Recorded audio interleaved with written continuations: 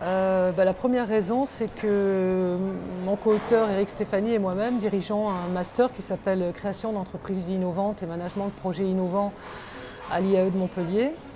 Et donc, nous sommes naturellement immergés dans les projets innovants et c'était la première raison, bien sûr, pour finalement, au départ, se documenter, mieux comprendre le phénomène. La deuxième raison, c'est parce que ce phénomène nous a paru d'une ampleur évidemment considérable. On sait, je crois, qu'il y a plus d'1 million d'internautes crowdfunders en France aujourd'hui, donc c'est quand même un phénomène qui a une certaine ampleur et qui renouvelle assez sensiblement le financement des projets, et plus particulièrement le financement des startups. Le porteur de projet s'adresse directement aux internautes. Du coup, les internautes choisissent les projets, sélectionnent les projets. Donc c'est ça qui change vraiment, c'est une sorte de démocratisation de la sélection des projets qui nous a intéressés dans ce phénomène du crowdfunding. C'est pour ça qu'on a eu au départ envie d'écrire ce livre.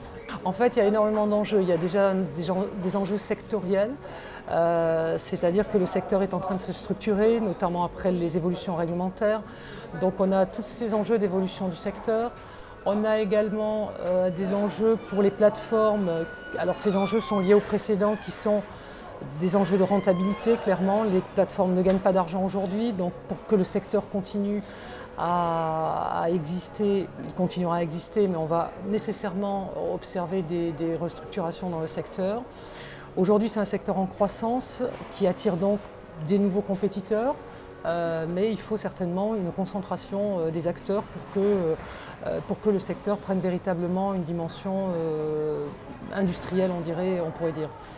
Il y a aussi l'enjeu relativement peut-être à la compréhension de la foule, la manière dont la foule réagit aux campagnes de crowdfunding, ses motivations, ses choix. Donc ça c'est important notamment pour les plateformes, c'est un enjeu important que de comprendre comment fonctionne la foule.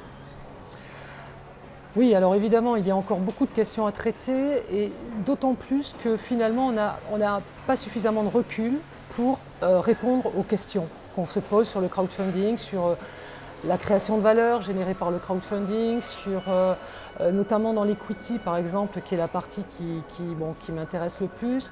Dans l'equity, on n'a pas de recul sur les sorties en capital. Il y en a eu 2, je crois, en France, ou à peine plus. On n'a pas non plus de recul sur les mécanismes de gouvernance qui seront mis en place et nécessaires, qui sont déjà mis en place, mais on n'a pas de recul sur la durée. C'est-à-dire que dans l'equity en particulier, on est sur un schéma de relation de long terme entre le crowdfunder et l'entreprise, puisqu'il devient actionnaire. Et donc, cette relation long terme nécessite une certaine organisation qu'on appelle la gouvernance. Et ça, aujourd'hui, on n'a aucun recul par rapport à ça. Donc ça, c'est un sujet d'étude qui est très intéressant et qui reste bien sûr à mener. Le modèle, en fait, pour l'investissement en capital, donc qui concernerait l'equity, crowdfunding, on revient un peu aux deux complexités qui caractérisent ce modèle. Il y a une complexité à l'entrée et une complexité après de la relation sur le long terme. Alors à l'entrée, la complexité elle est liée au fait que l'internaute achète une action ou plusieurs actions. Donc il y a une question d'évaluation de la valeur de l'action qui se pose. Là-dessus, les plateformes de crowdfunding sont quand même assez discrètes, on va dire. C'est-à-dire on souscrit à des actions, on adhère au projet, mais finalement, quelle est la valeur, comment elle a été estimée, est-ce qu'il y a d'autres partenaires qui interviennent au même moment, est-ce qu'ils interviennent pour le même montant, pour la même évaluation. Donc ça, ce sont des questions qui se posent au moment de l'entrée. Et le modèle du coup qui me paraît quand même le plus intéressant par rapport à cette première complexité, c'est celui de la syndication, où la foule, les internautes, interviennent en même temps que des investisseurs professionnels qui, eux, ont toute l'information, ont aussi la compétence pour évaluer véritablement la start-up. Alors même si évidemment c'est la fonction de la plateforme que de fournir cette évaluation, elle est quand même crédibilisée, je pense, par le fait que des investisseurs professionnels comme par exemple des business angels ou des investisseurs en capital risque interviennent en même temps et si possible en syndication. Donc ça c'est le premier modèle qui me semble très intéressant au moment de l'entrée. Et puis après, pour ce qui est de l'organisation dans le temps des relations entre l'entreprise et la start-up, je pense que le modèle de la holding est probablement plus satisfaisant, qui permet de réunir donc les différents internautes, les différents crowdfunders dans une structure juridique unique qui est seule en relation avec l'entreprise.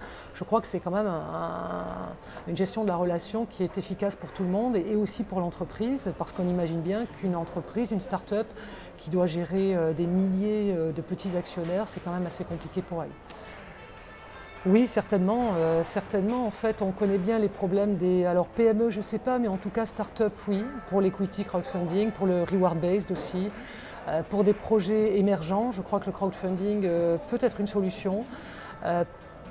Alors, on connaît le problème qui est connu sous le terme d'equity gap, hein, c'est-à-dire le fossé entre les tout premiers financements que les créateurs d'entreprises arrivent à obtenir avec des aides, avec aussi ce qu'on appelle le love money, hein, c'est-à-dire l'argent apporté par les proches.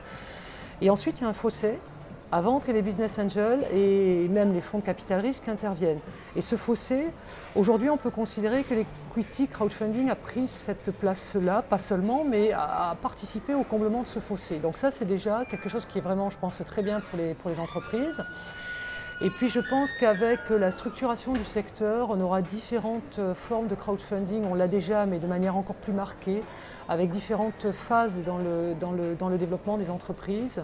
Et du coup, oui, je pense très fortement que c'est une solution pour le financement des entreprises.